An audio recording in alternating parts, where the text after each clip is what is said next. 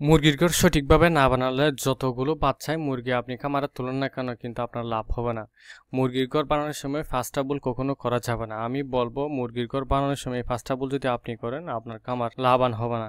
আপনারা আজকের এই ভিডিওতে আপনারা সেই ভুলগুলো কি আপনারা জেনে যাবেন। আপনারা সম্পূর্ণ ভিডিওটি দেখুন। 1 নম্বর হচ্ছে বায়ু চলাচলের ব্যবস্থা না থাকা। অনেক আপনারা ঘর বানান মুরগির ঘর বানানোর সময় যেন বাতাস এদিক থেকে ঢুকে অন্য দিক থেকে বের হতে পারে এইরকম ব্যবস্থা নাই। গরমে মুরগি দুর্বল হয়ে যায় আর ঠান্ডার সময় মুরগি অসুস্থ হয়ে যায়। মনে রাখবেন প্রতিটি ঘর যেন বাতাস ঢোকার ব্যবস্থা থাকতে হবে, আর কিন্তু সরাসরি যেন মুরগির গায়ে বাতাস না লাগে সে ব্যবস্থাও আপনার খেয়াল রাখতে হবে। আরেকটি হচ্ছে তাপমাত্রা নিয়ন্ত্রণের ব্যবস্থা নেই। তাপমাত্রা নিয়ন্ত্রণ যদি আপনার ব্যবস্থা না থাকে তাহলে মুরগিগুলো খুব দ্রুত অসুস্থ হয়ে যাবে। আর শীতের সময় যখন ঠান্ডা বেশি পড়বে আর গরমের সময় অতিরিক্ত যখন গরম হয় তখন শীতের সময় আপনার পর্দা ব্যবহার করতে হবে যখন ঠান্ডা মুরগির গায়ে না লাগে। সেজন্য শীতকালে আপনার পর্দা ব্যবহার করতে হবে, আর গরমের সময় ব্যবহার করতে হবে আপনার আমার কুলিং ফ্যান ব্যবহার করতে হবে। আর সঠিকভাবে তাপমাত্রা যদি আপনি রক্ষা করতে না পারেন শীতের সময় গরমের সময় মুরগিগুলো অসুস্থ হয়ে যাবে 100%। সেই জন্য মুরগি শীতের সময় শীতের যত্ন, গরমের সময় গরমের যত্ন।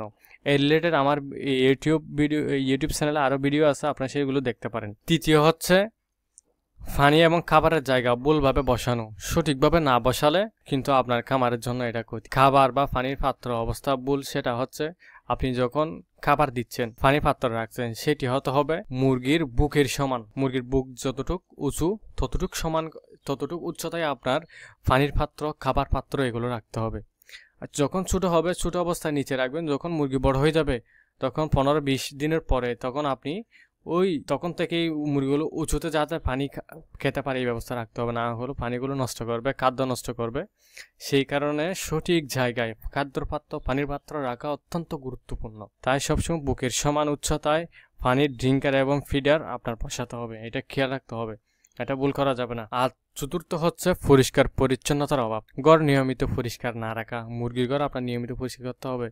এখানে যদি আপনি গেলে যদি আপনি গন্ধ পান, আপনি যদি এখানে থাকতে না পারেন তাহলে মুরগিগুলো কেমনে থাকবে? সেই জন্য সবসময় মুরগির মল এবং ভেজা লিটার আর দুর্গন্ধযুক্ত পরিবেশ রোগ ছড়াতে সহায়তা করে। সেই জন্য প্রতি সপ্তাহে অন্তত একবার জীবাণুনাশক স্প্রে করতে পারেন, চুন প্রয়োগ করতে পারেন। এইগুলো দিয়ে আপনার ভিজা লিটারগুলো আপনার চেঞ্জ করে ফেলতে হবে, শুকনো লিটার দিতে হবে। সেই জন্য আপনার পরিবেশ সম্পূর্ণ সুন্দর এবং গন্ধমুক্ত, ভেজা ছেঁচেতে মুক্ত আপনার মুরগির ঘর রাখতে হবে।